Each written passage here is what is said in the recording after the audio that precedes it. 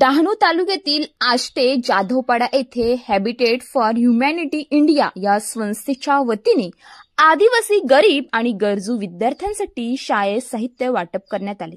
यामध्ये बॅग, वह्या, pen, pencil, पाण्याची बॉटल, चप्पल आणि मॅट अशा उपयुक्त वस्तूंचा समावेश होता।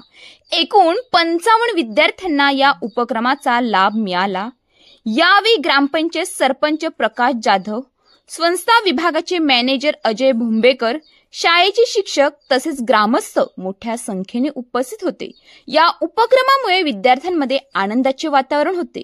शैक्षणिक वर्षाच्या सुरुवातीलाच अशा स्वरूपाची मदत लाभल्याने विद्यार्थी आणि पालकांनी समाधान व्यक्त केले।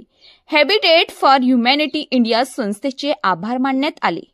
रिपोर्टर संदीप थोरात तसेच नवनवीन बातम्या पाहण्यासाठी आपल्या न्यूज इंडिया 9 ला लाईक, शेअर, सबस्क्राईब करा।